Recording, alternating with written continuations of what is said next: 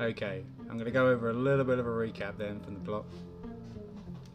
So, in the first two parts, we have the narrator, Francis Wayland Thurston. He recounts his discovery of various notes left behind by his great uncle.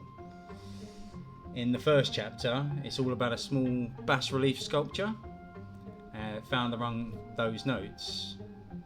So the sculpture is by somebody called Henry Anthony Wilcox, who was a student at Rhode Island School of Design, and they went to go check that out.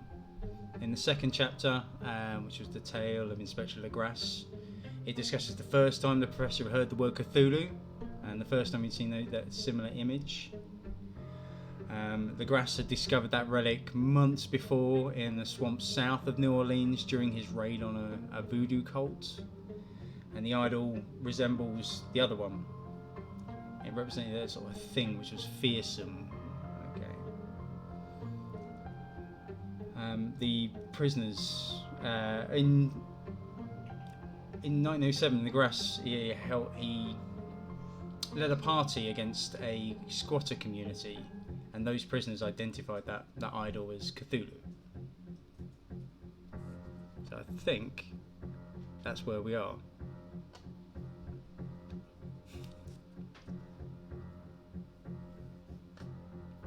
And if we're good, then I think, unless anybody wants to do anything else, I'll start the third part. This is part 3 of the Call of Cthulhu, the madness from the sea.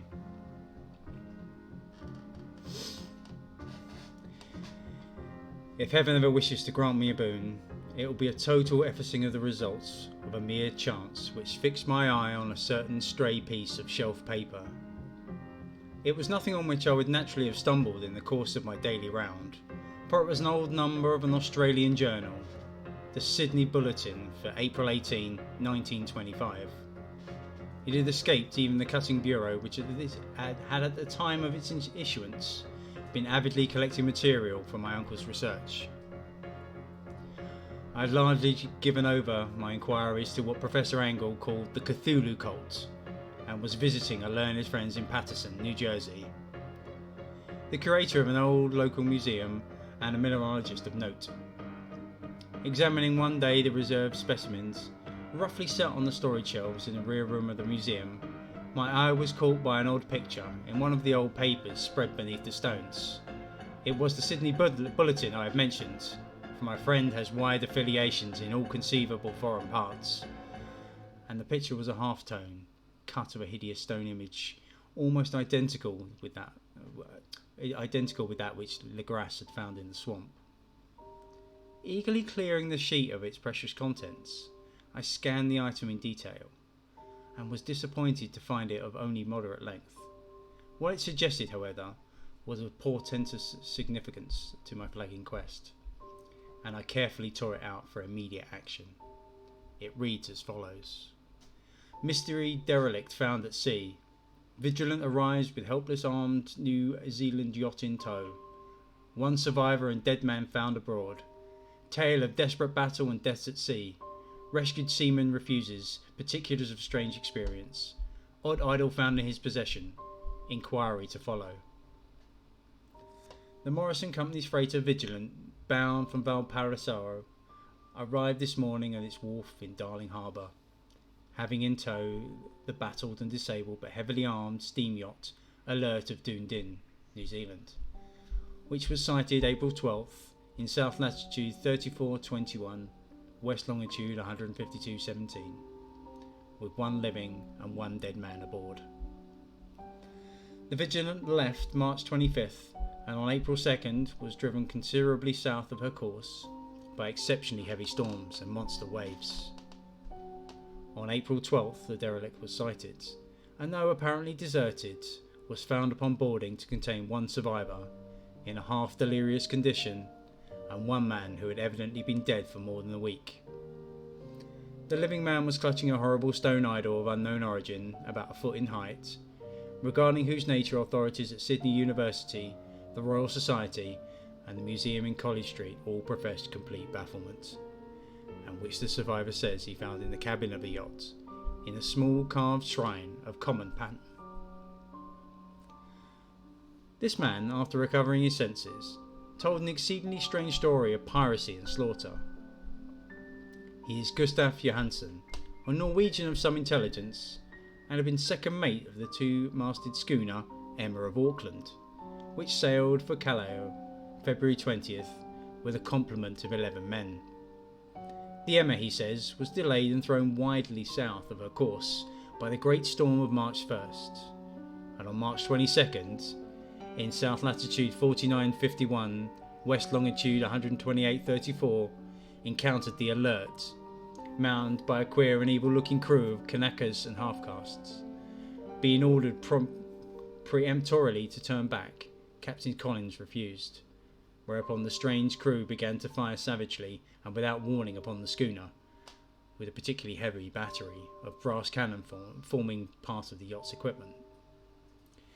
The Emma's men shooed fight, said the survivor, and though the schooner began to sink from shots beneath the waterline, they managed to heave alongside their enemy and board her, grappling with the savage crew on the yacht's deck and being forced to kill them all, the number being slightly superior because of their particularly abhorrent and desperate though rather clumsy mode of fighting. 3 of the Emma's men, including Captain Collins and First Mate Green, were killed, and the remaining 8 under Second Mate Johansen proceeded to navigate the captured yacht, going ahead in their original direction to see if any reason for their ordering back had existed. The next day, it appears, they raised and landed on a small island, though none is known to exist in that part of the ocean, and 6 of the men somehow died ashore, though Johansen is queerly reticent about this part of his story, and speaks only of their falling into a rock chasm. Later, it seems, he and one companion boarded the yacht and tried to manage her, but were beaten about by the storm of April 2nd. From that time till his rescue on the 12th, the man remembers little, and he does not even recall when William Bridden, his companion, died. Bridden's death reveals no apparent cause, and was probably due to excitement or exposure. Cable advices from Dunedin report that the Alert was well known as an island trader, and bore an evil reputation along the waterfront. It was owned by a curious group of half-castes whose frequent meetings and night trips to the woods attracted no little curiosity, and it had set sail in great haste just after the storm and earth tremors of March 1st. Our Auckland correspondent gives the Emma and her crew an excellent reputation, and Johansen is described as a sober and worthy man. The Admiralty will institute inquiry on the whole matter beginning tomorrow, at which every effort will be made to induce Johansen to speak more freely than he has done hitherto.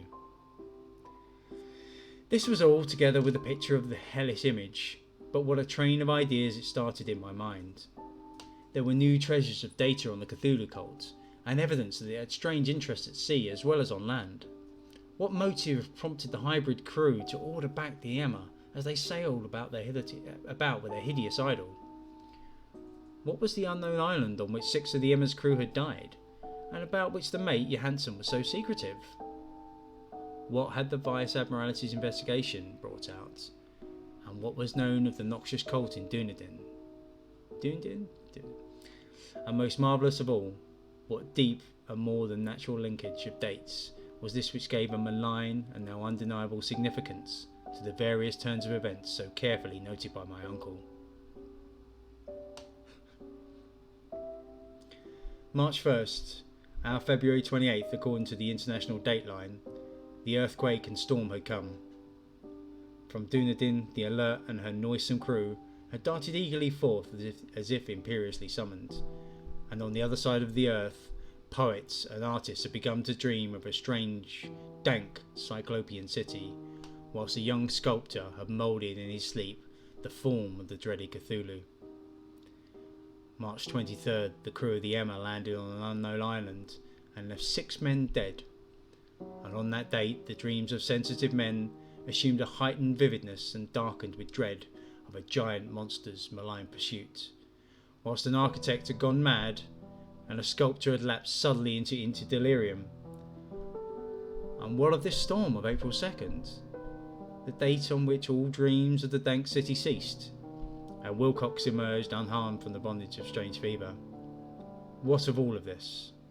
And of those hints of old Castro about the sunken, star-born old ones and their coming reign, their faithful cult, and their mastery of dreams? Was I tottering on the brink of cosmic horrors beyond man's power to bear? If so, they must be horrors of the mind alone, for in some way the 2nd of April had put a stop to whatever monstrous menace had begun its siege of mankind's soul.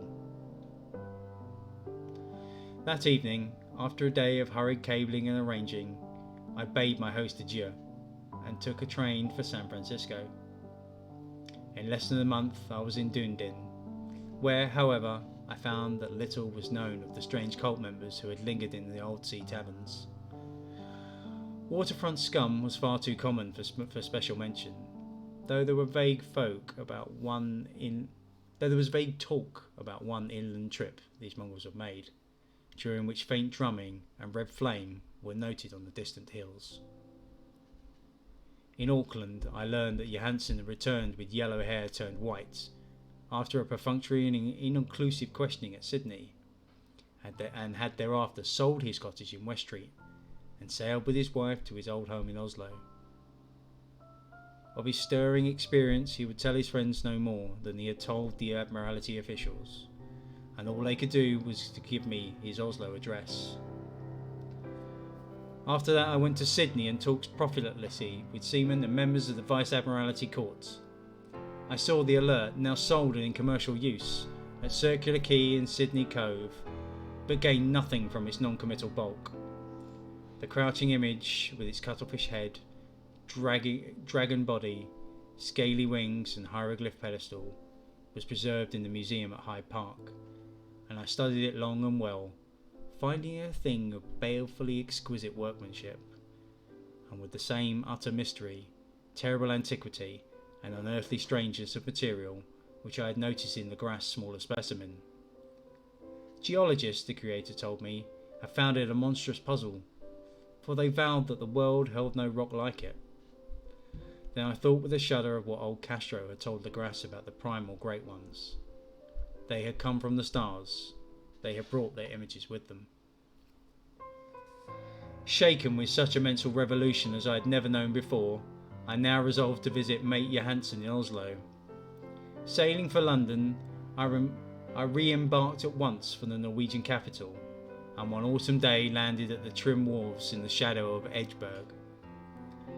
Johansen's address, I discovered, lay in the old town of King Harald Hardrada, which kept alive the name of Oslo during all the centuries that the greater city masqueraded as Christiana. I made the brief trip by taxicab and knocked with palpitant heart at the door of a neat and ancient building with plastered front.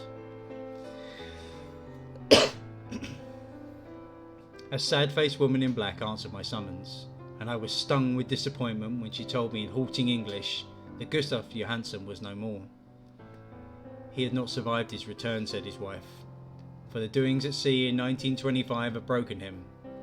He had told her no more than he had told the public, but had left a long manuscript of technical matters, as he said, written in English, evidently in order to safeguard her from the peril of casual perusal.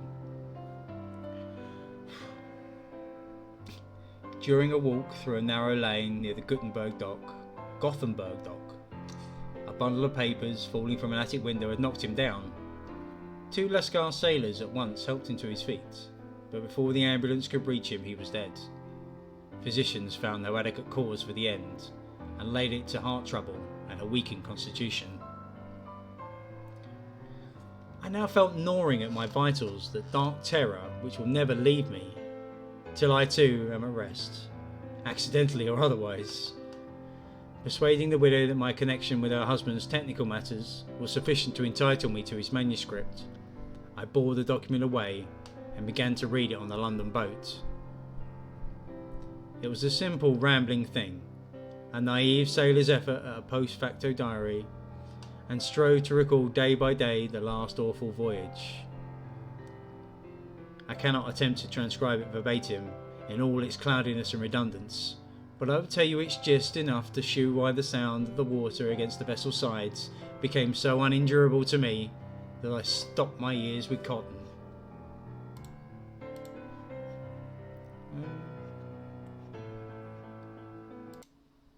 There's something going wrong with the music on my side, so I'm just changing something. Sorry about that. Wasn't working on my end.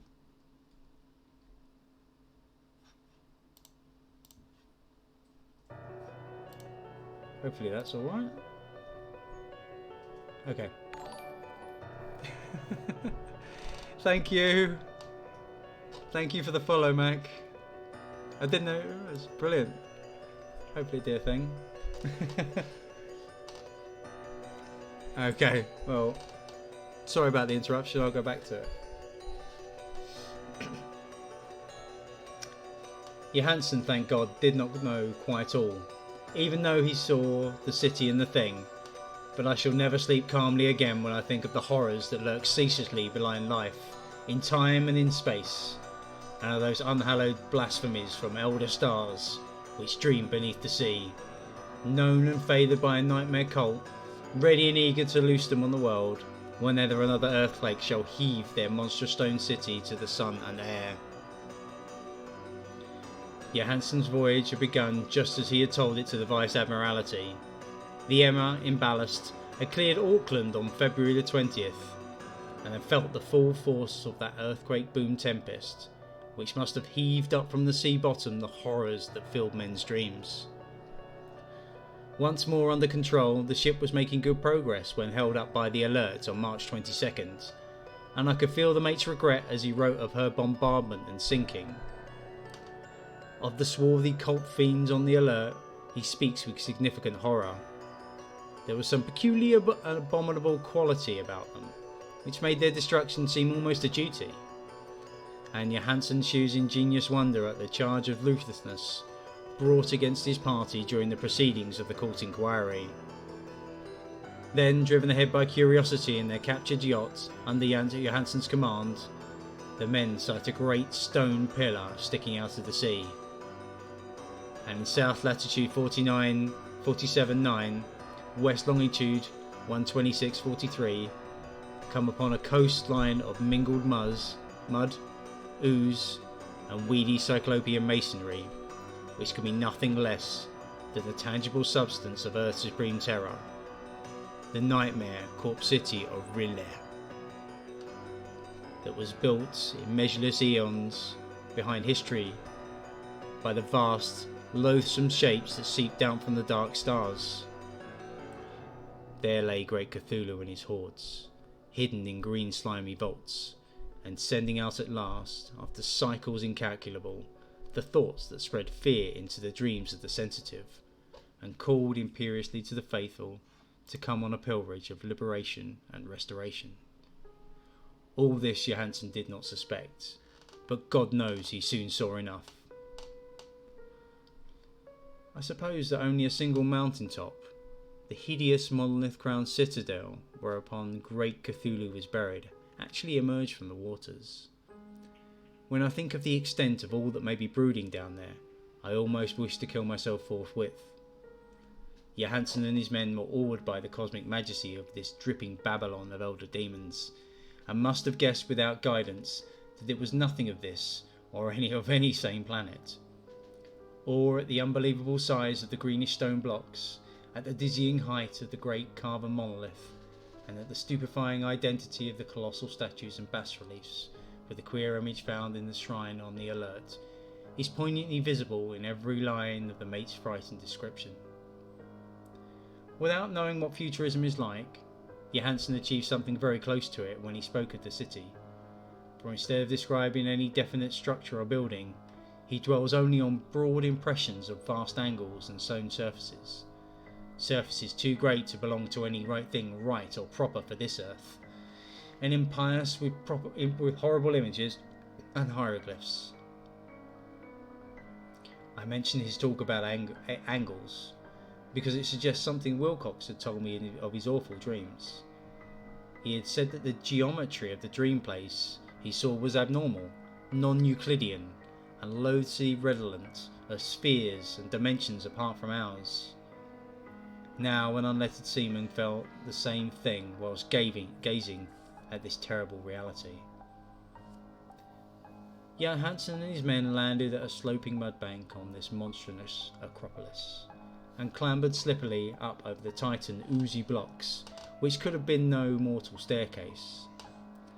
The very sun of heaven seemed distorted when viewed through the polarising miasma welling out from this sea-soaked perversion, and twisted menace and suspense lurked leeringly in those crazily elusive angles of carven rock, where a second glance shewed concavity after the first shewed convexity. Something very like fright had come over all the explorers before anything more definite than rock and ooze and weed was seen. Each would have fled had he not feared the scorn of the others, and it was only half-heartedly that they searched, vainly as it proved, for some portable souvenir to bear away. It was Rodriguez, the Portuguese, who climbed up the foot of the monolith and shouted of what he had found. The rest followed him and looked curiously at the immense carved door with the now familiar squid dragon bas-relief. It was, Johansen said, like a great barn door. They all felt that it was a door because of the innate lintel, threshold and jambs around it, though they could not decide whether it lay flat like a trapdoor or slantwise like an outside cellar door. As Wilcox would have said, the geometry of the place was all wrong. One could not be sure that the sea and the ground were horizontal, hence the relative position of everything else seemed phantasmally variable. Bridden pushed the stone at several places without result. Then Donovan felt over it delicately around the edge, pressing each point separately as he went. He climbed interminably along the grotesque stone moulding, that is. One would call it climbing if the thing was not after all horizontal, and the men wondered how any door in the universe could be so vast. Then, very softly and slowly, the acre great panel began to give inward at the top, and they saw that it was balanced. Donovan slid or somehow propelled himself down or along the jamb and rejoined his fellows, and everyone watched the queer recession of the monstrously carven portal. In this fantasy of prismatic distortion, it moved anonymously in a diagonal way, so that all the rules of matter and perspective seemed upset. The aperture was black with a darkness almost material. That tenebrousness was indeed a positive quality, for it obscured much parts of the inner walls as ought to have been revealed, and actually burst forth like smoke from its eon-long imprisonment, visibly darkening the sun as it slunk away into the shrunken and gibbous sky on flapping membranous wings. The odour arising from the newly opened depths was intolerable, and at length the quick-eared old Hawkins thought he heard a nasty slopping sound down there. Everyone listened, and everyone was listening still when it lumbered slobberingly into sight and gropingly squeezed its gelatinous green immensity through the black doorway into the tainted outside air of that poisonous city of madness. Poor Johansen's handwriting almost gave out when he wrote of this. Of the 6 men who never reached the ship, he thinks 2 perished of pure fright in that accursed instant. The thing cannot be described. There is no language for such abysms of shrieking and immemorial lunacy. Such eldritch contradictions of all matter, force and cosmic order. A mountain walked or stumbled. God, what wonder that across the earth the great architect went mad, and poor Wilcox raved with fever in that telepathic instant. The thing of the idols, the green, sickly spawn of the stars, had awakened to claim his own. The stars were right again, and what an age-old cult had failed to do by design, a band of innocent sailors had done by accident. After Vigintilians, I'm not sure that's a word, After billions of years, I'm going to just say, Great Cthulhu was loose again and ravening for delight. 3 men were swept up by the flabby claws before anybody turned. God rest them if there be any rest in the universe.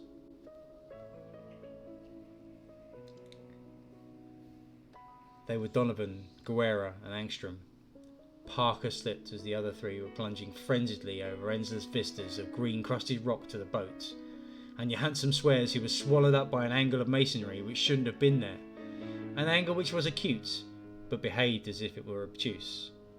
So only Biden and Johansson reached the boat, and pulled desperately for the alert as the mountainous monstrosity flopped down the slimy stones and hesitated floundering at the edge of the water.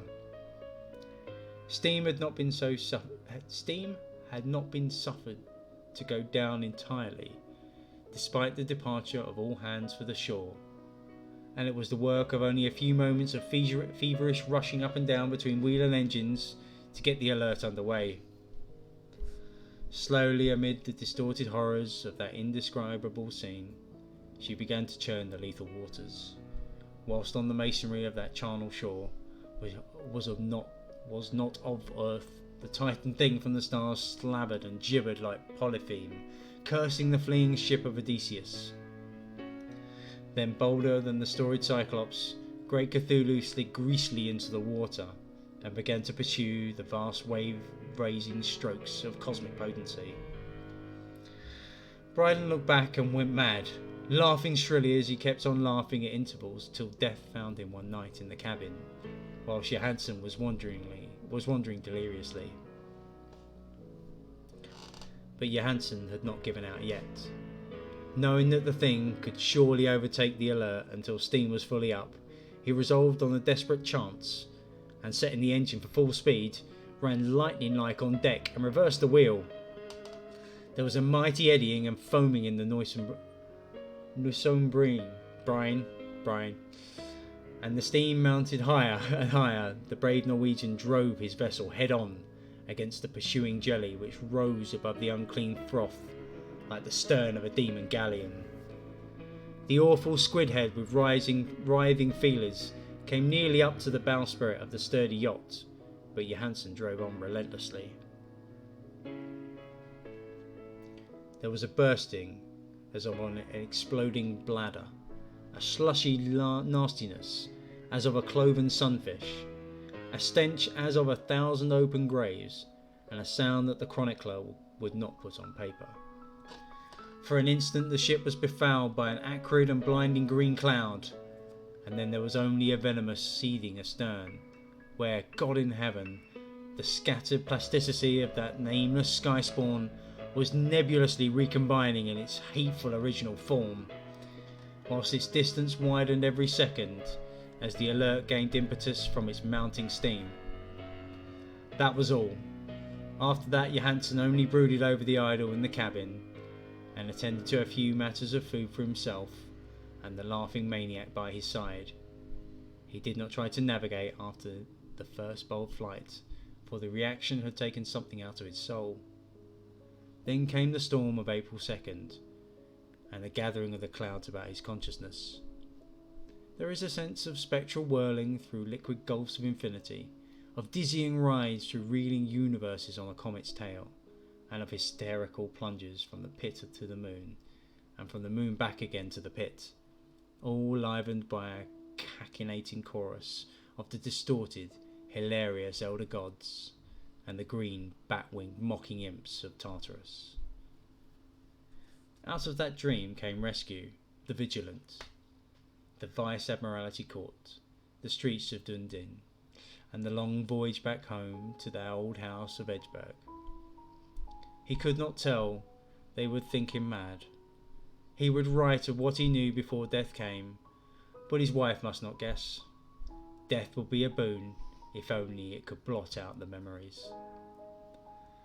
That was the document I read, and now I have placed it in the tin box beside the bas-relief and the papers of Professor Angell.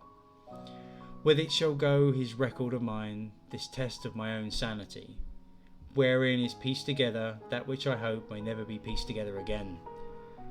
I have looked upon all that the universe has to hold of horror, and even the skies of spring and the flowers of summer must ever afterward be poison to me. But I do not think my life will be long. As my uncle went, as Paul Johansson went, shall go. I know too much, and the cult still lives.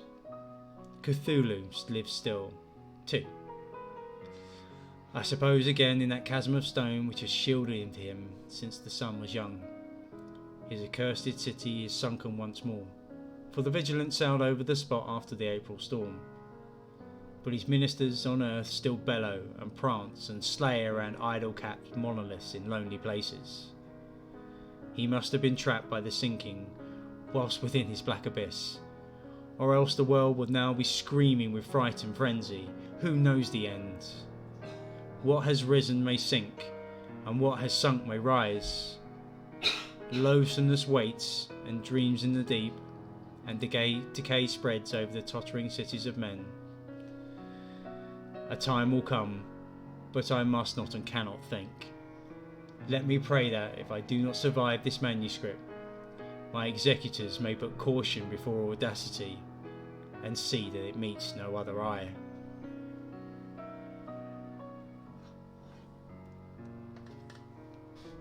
And that is the last word written in the manuscript.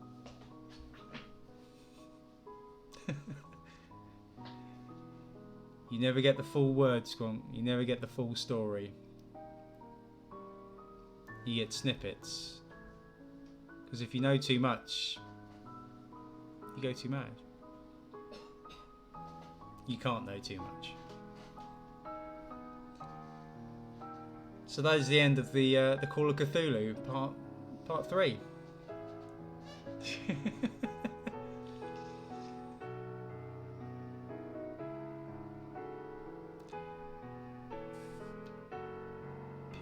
Pure hunters?